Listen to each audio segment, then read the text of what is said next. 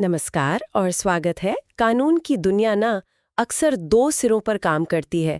एक तरफ वो बड़े बड़े सिद्धांत होते हैं जो देश की नींव की बात करते हैं, संप्रभुता, एकता, अखंडता।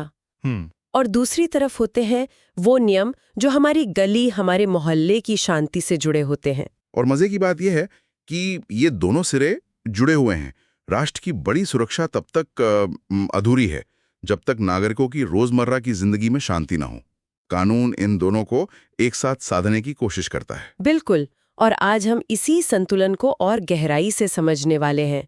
हमारे पास भारतीय न्याय संहिता 2023 और दिल्ली पुलिस एकेडमी की हैंडबुक जैसे कुछ स्रोत हैं जी। और आज हमारा मकसद है इन कानूनी दस्तावेजों से उन अपराधों को समझना जो या तो सीधे राज्य को चुनौती देते हैं या फिर सार्वजनिक शांति को भंग करते हैं। हम बात करेंगे अनलॉफुल असेंबली यानी विधि विरुद्ध जमाओं की, राइटिंग यानी बलवा की, और इनमें क्या फर्क है। ये ऐसे शब्द हैं जो हम अखबारों में रोज पढ़ते हैं पर शायद इनका असली कानूनी मतलब नहीं जानते। तो चलिए इसी कानूनी पहेली को सुलझाते हैं। शुरुआत सबसे गंभीर अपराध से करते हैं, वो काम जो सीधे राष्ट्र को चुनौती देते हैं। भारतीय न्याय संहिता की धारा 152 में जिक्र है भारत की संप्रभुता, एकता और अखंडता को खतरे में डालने वाले कार्यों का। ये सुनने में ही बहुत भारी भरकम लगता है। और ये है भी क्योंकि ये सीधी देश के वजूद पर हमला करने वाले कामों से जुड़ा है।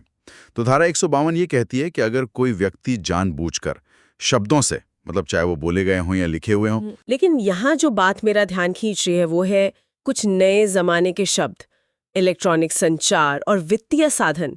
ये तो पुराने कानूनों में नहीं होते थे। और यही इस कानून को 21वीं सदी का कानून बनाते हैं। देखिए, अब देश को तोड़ने के लिए तोप और तलवार की जरूरत नहीं है। सही बात है। एक फेक न्यूज कैंपेन, एक व्हाट्सएप ग्रुप पर फैलाया गया नफरती मैसेज या विदेश से आया पैसा भी वही काम कर सकता है जो पहले शायद एक सेना करती थी।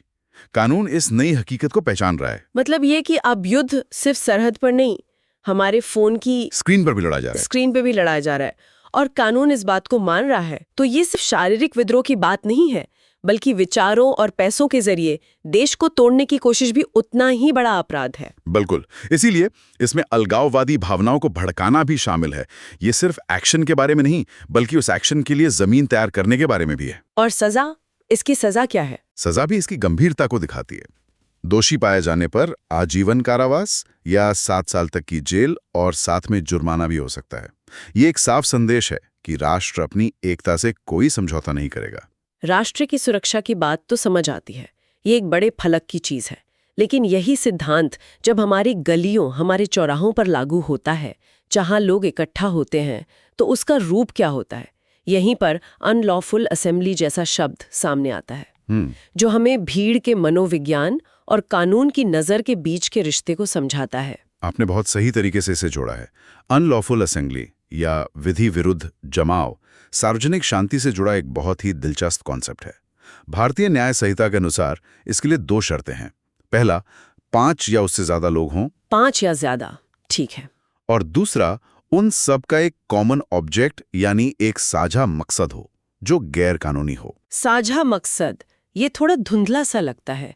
मतलब क्या 5 दोस्त अगर सड़क पर खड़े होकर किसी गैर कानूनी काम के बारे में मजाक भी कर रहे हों तो क्या वो अनलॉफुल असेंबली बन जाएगी? नहीं, मजाक करना नहीं, यहाँ मकसद का गंभीर होना जरूरी है। हमारे स्रोत कुछ साफ उदाहरण देते हैं। जैसे पहला मकसद हो सकता है आपराधिक बल का इस्तेमाल करके सरकार या किसी सरकारी कर्मचारी को डराना। अच्छा। मान लीजिए 10 लोग किसी सरकारी दफ्तर को घेर लेते हैं और वहां काम कर रहे अधिकारी को हिंसा की धमकी देते हैं ताकि वो कोई गैर कानूनी काम करे।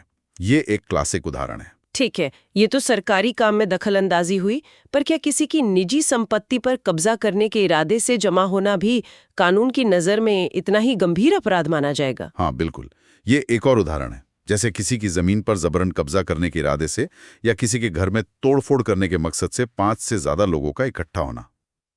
एक और उदाहरण है किसी कानून को लागू होने से रोकना।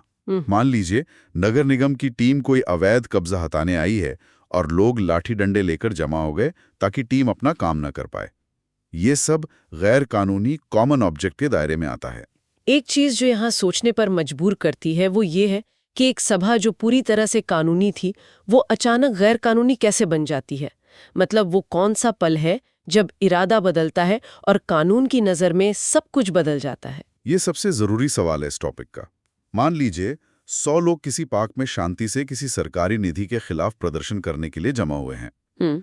इस पल तक ये उनका लोकतांत्रिक अधिकार है और ये एक लॉफुल असेंबली है। बिल्कुल। लेकिन तभी भीड़ में से कोई भड़काऊ भाषण देता है और कहता है चलो सामने वाले हाईवे को जाम कर देते हैं, और बाकी लोग इस बात पर सहमत हो जाते हैं। तो वो पल, वो जो सहमति का पल है, वही वो पल है जिस क्षण उन लोगों का साझा मकसद शांतिपूर्ण विरोध से बदलकर हाईवे जाम करने जैसा गैरकानूनी काम बन गया, उसी क्षण वो लॉफुल असेंबली एक अनलॉफुल असेंबली में बदल गई। इरादे के बदलते ही उस सभा का कानूनी चरित्र बदल गया। और जो लोग उस भीड़ में चुपचाप खड़े थे, उनका क्या, जिन्होंने शायद सहमति में सिर भी नहीं हिलाया? कानून कहता है कि जो कोई भी इस सच को जानते हुए कि अब इस सभा का मकसद गैरकानूनी हो चुका है, फिर भी उसमें बना रहता है, वो भी उस अपराध का भागीदार है। अच्छा। उसका वहां खड़े रहना ही उसकी मौन सहमति माना जाता है, और इसके लिए 6 महीने तक की जेल या जुर्माना या दोनों हो सकते हैं। तो अगर अनलॉफुल असेंबली इरादे या सोच के बारे में है, तो फिर राइटिंग क्या है? क्योंकि अक्सर ये दोनों शब्द साथ साथ इस्तेमाल होते हैं। बिल्कुल।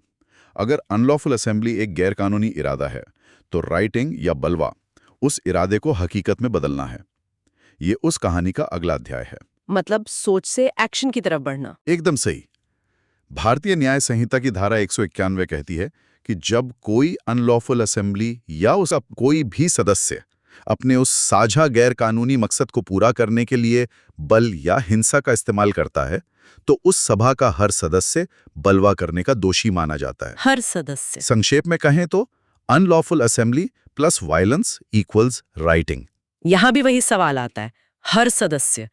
मतलब अगर 100 लोगों की भीड़ पत्थरबाजी कर रही है और उसमें से एक व्यक्ति सिर्फ खड़ा होकर देख रहा है, उसने एक भी पत्थर नहीं फेंका, तो क्या वो भी बलवा का दोषी है? जी हाँ, और यही इस कानून का सबसे शक्तिशाली और विवादास्पद पहलू है।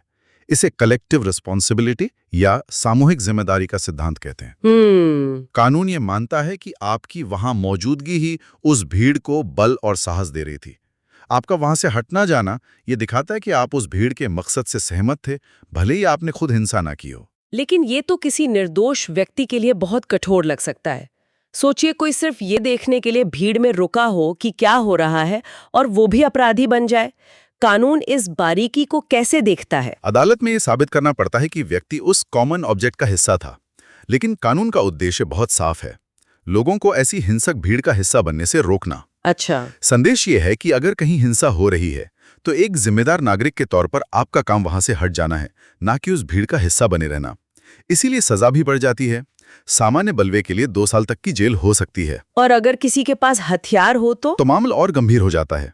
अगर उस भीड़ में कोई भी सदस्य किसी घातक हथियार जैसे बंदूक, तलवार या कोई ऐसी चीज जिससे मौत हो सकती है से लैस है, तो सजा सीधे 5 साल तक पहुंच सकती है। अच्छा। और इससे फर्क नहीं पड़ता कि हथियार का इस्तेमाल हुआ या नहीं, सिर्फ उसका होना ही अपराध की गंभीरता को बढ़ा देता है।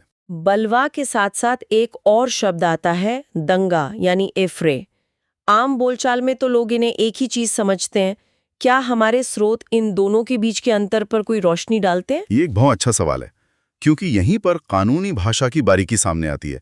हमारे स्रोत खास तौर पर भारतीय न्याय संहिता की धारा 195 एफ्रे शब्द का जिक्र करती है। वो कहती है कि अगर कोई सरकारी कर्मचारी बलवा या दंगा मतलब राइट और एफ्रे को दबाने की कोशिश कर रहा हो और कोई उसे रोके, तो ये एक अपराध है। तो इसका मतलब कानून इन दोनों को अलग अलग अपराध मानता है? हाँ, कानून इनका जिक्र अलग अलग करता है, जिसका मतलब है कि वो इन्हें 2 अलग अलग चीजें मानता है। लेकिन यहाँ एक दिलचस्प मोड़ है। क्या? जो स्रोत हमें दिए गए हैं वे एफ्रे को परिभाषित नहीं करते, यानी ये नहीं बताते कि एफ्रे होता क्या है, वो बस इसका नाम लेते हैं। तो ये एक तरह की पहेली है जो हमारे स्रोत छोड़ जाते हैं। कानून 2 अलग शब्दों का इस्तेमाल तो कर रहा है, पर हमें उनकी पूरी तस्वीर नहीं दे रहा। बिल्कुल, और ये हमें सिखाता है कि कानून कितना सटीक होता है। हम अपनी मर्जी से शब्दों का मतलब नहीं निकाल सकते। अगर कानून ने किसी शब्द को परिभाषित नहीं किया है तो हम सिर्फ इन स्रोतों के आधार पर अंदाजा नहीं लगा सकते। हम बस इतना कह सकते हैं कि संहिता की नज़र में बलवा और दंगा दो अलग अलग तरह के सार्वजनिक शांति भंग करने वाले अपराध हैं, लेकिन उनके बीच का सटीक अंतर इन स्रोतों से स्पष्ट नहीं होता। तो आज हमने राज्य और सार्वजनिक शांति से जुड़े कुछ बहुत ही अहम कानूनी सिद्धांतों को समझा। हमने देखा कि कैसे कानून एक तरफ देश की नींव को हिलाने वाली साजिशों से निपटता है और दूसरी तरफ हमारे मोहल्ले की शांति भंग करने वाले झगड़ों से। और हमने ये भी देखा कि कैसे इरादे और एक्शन के बीच एक पतली सी लकीर होती है। एक शांतिपूर्ण प्रदर्शन कब एक अनलॉफुल असेंबली बन जाता है और वो असेंबली कब हिंसा पर उतरकर राइटिंग का रूप ले लेती है। ये पूरा एक क्रम है। मतलब कानून सिर्फ आपके एक्शन को नहीं, आपकी मौजूदगी और आपके इरादे को भी तौल रहा है। सिर्फ एक हिंसक भीड़ में खड़े रहना भी आपको अपराधी बना सकता है। ये एक बहुत बड़ा सबक है और एक चेतावनी भी। बिल्कुल। और ये हमें एक ऐसे विचार के साथ छोड़ जाता है जिस पर श्रोता सोच सकते हैं। हमने जिन अपराधों पर चर्चा की, अनलॉफुल असेंबली, रायटिंग, ये सब सामूहिक कार्रवाई और साझा मकसद पर आधारित हैं, जहां लोग एक जगह शारीरिक रूप से मौजूद होते हैं। एक भीड़ होती है, एक जमावड़ा होता है, एक फिजिकल भीड़। सही कहा। लेकिन आज के डिजिटल युग में जहां ऑनलाइन मॉब किसी को ट्रोल करते हैं, जहां सोशल मीडिया पर हैशटैग चलाकर आंदोलन आयोजित किए जाते हैं या किसी के खिलाफ नफरत फैलाई जाती है, वहां ये पुराने सिद्धांत कैसे लागू होंगे? ये तो बहुत दिलचस्प सवाल है। क्या एक हैशटैग कैंपेन किसी दिन एक कॉमन ऑब्जेक्ट माना जा सकता है? यही तो सोचने वाली बालक है। व्यक्तिगत ऑनलाइन पोस्ट और हजारों डिजिटल संदेशों का एक समूह कब वास्तविक दुनिया में कार्रवाई के लिए एक साझा मकसद बन जाता है? उस ऑनलाइन भीड़ की कलेक्टिव रिस्पॉन्सिबिलिटी कैसे तय होगी? सही। वो असेंबली कहाँ है जब लोग हजारों किलोमीटर दूर अलग अलग देशों में बैठे हैं?